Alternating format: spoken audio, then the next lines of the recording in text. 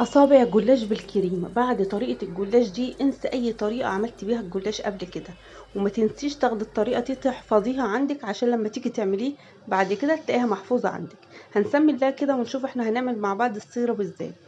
معايا كوبايتين من السكر، وهحط عليهم كوبايه من الميه، وكمان ليمونه. تمام.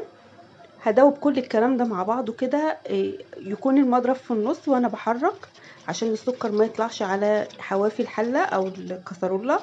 وهرفعها على النار. اول ما تغلي هنزل عليها بظرف فانيليا، وههدي عليها اسيبها تغلي كمان 5 دقايق، واروح جايه طافيه عليه.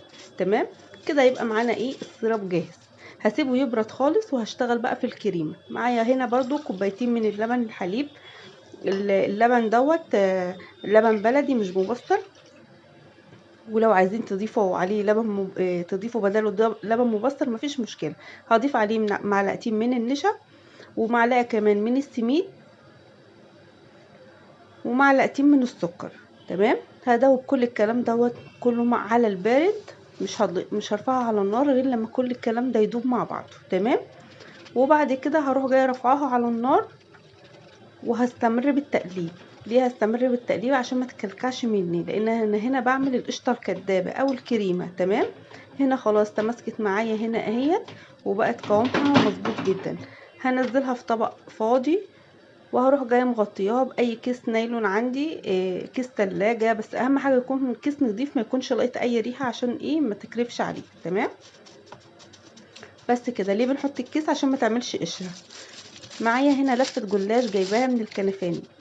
يستحسن ان انتوا تجيبوها من الكنفاني علشان بتكون طرية ومورقة اكتر كمان من العلب.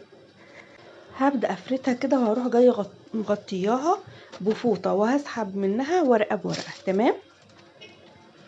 زي ما حضراتكم شايفين كده. هفرد ورقة كده على السطح بتاعي، وهروح جايه دهناها بالخليط بتاعي. ايه هو الخليط بتاعك يا ايمان؟ انا حاطه ربع كوبايه سمنه على ربع كوبايه زيت، ومقلبه الخليط ده مع بعض.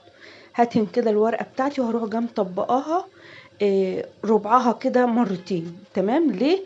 علشان لما اجي احط الكريمه تستحمل اللفه بتاعتي، وتستحمل وانا بعملها رول. زي ما انتم شايفين كده بالشكل ده.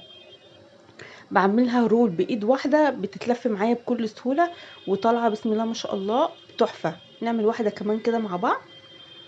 اهو حطيت بالقمع بتاعي. ما عندكيش قمع ممكن كيس حلواني، ممكن كيس تلاجة. نصرف يعني هنشتغل، مش هنوقف نفسنا على حاجه. وهقطعها كده بالتساوي، وهقيس اول واحده زي اخر واحده زي تاني واحده. تمام.